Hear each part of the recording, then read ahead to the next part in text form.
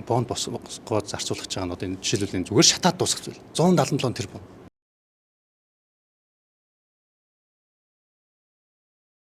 За өдрийн төлөвчтэй та бүхнийг нийслэлийн эрхийн төлөөлөгчдийн хурлын төлөөлөгч тулгацтай уулзуулж байна.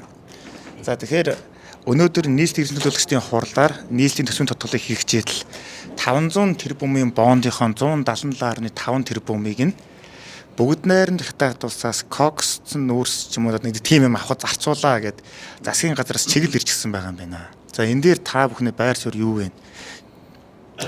За нийслэл бол ер нь түүхэн даахуудаа үр тавих гэж байна. Одоо үн цаас гэж нэрлээл, бонд гэж нэрлээд их гоё сонсогдож байгаа юм тий. Тэргээр одоо нийслэлийн мянган асуудлыг шийднэ гэд сонсоход их сайхан юм шиг мөртлөө энэ бол ердөө л үүрштэй. За хэрвээ бид нар нэгэнд өөр тавих гэж байгаа бол хариуцлага хандах хэрэгтэй. Ер нь ингээд одоо зүгээр жирийн иргэн хүнч бай, аж ахуйн байгуулагч бай тий. Банкнаас нэг өөр зээл авахд яадаг вүлээ. За би ийм орлого олдог, ийм барьцаатай тий. Энийг ангид төлнө гэдэг тэрийг төлөө явдаг хариуцлагатай ханддаг байхгүй. Гэтэл одоо энэ зарцуулах гэж байгаа энэ одоо бонд босгоод зарцуулах гэж байгаа нь одоо энэ жишээлбэл энэ зүгээр шатаад дуусгах зүйл. 177 тэрбум тийм ээ. Тэгэхээр 2 сарын дотор. Тийм 2 сарын дотор. Тэгэхээр энэ цаана бид нар юу яагаад энэ хариуцлагатай хандах хэрэгтэй вэ гэхээр гэж одоо хэрвээ үнэхээр эдийн засгийг тэлэх, төсвийн орлогыг нэмэгдүүлэх, Улаанбаатар хотын иргэдийн орлого нэмэгдээд аж ахуйн нэгж бизнес нь цэцгэлж байгаа юм хийх гэж байгаа бол одоо ойлгоно тийм. Ер нь бол энэ орон нутгийн бонд үн цасд бол ийм л юм зарцуулах хэрэгтэй байдаг. Гэтэл одоо өнөөдөр анх удаага энийг хийх гэж байгаа манай нийслэл хамгийн буруу жишгээр одоо эхлүүлж байгаад нь бол тэгэхээр харамсалтай юм. Энэний эсрэг хатуу байр суурьтай байгаа. Тэгэхээр нийслэлийн эрхийн төлөөлөгчдийн хурлын өмнө одоо хороодын хурал гэж болдог шүү дээ. Энэ хороодын шат цатны хурлууд нь болох уу? Тэгээ та нар тэрэн дээр эсрэг саналаа явуулахад одоо хорооны хурал дээр дэмжигдэж гэнэ үү яаж байна? Одоо яаж яг ямархан процесс хөрнө үү?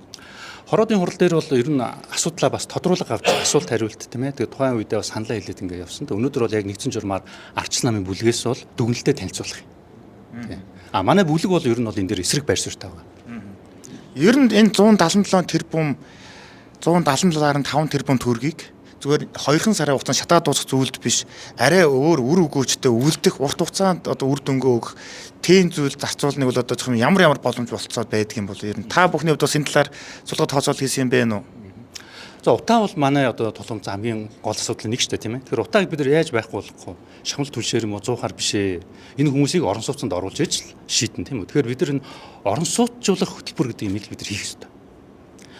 2012-оос 16 онд ардчилсан намд засаг барьж их 4 жилийн хугацаанд ипотекийн хөтөлбөр хэрэгжүүлээд 80 мянган айлыг орон сууцд оруулсан. Тэгэл одоо энэ чинь 200-аад мянган гэр хорооллын айл өрх байгаа шүү дээ. Хэрвээ яг тэр ирчээрээ орон сууцны хөтөлбөр хэрэгжсэн бол өнөөдөр ер нь утааны асуудлыг бид нар ярих байсан уу гэдэг ийм зүйл байгаа байхгүй. Тэгэхээр бид нар өнөөдөр ингэж гал унтраах байдлаар гал асааж, когч нүрс шатааж биш одоо дунд урт хугацаанд энэ асуудлыг үнцээр нь шийдэх юмд л зарцуулах хэрэгтэй гэсэн ийм бодолтой байна.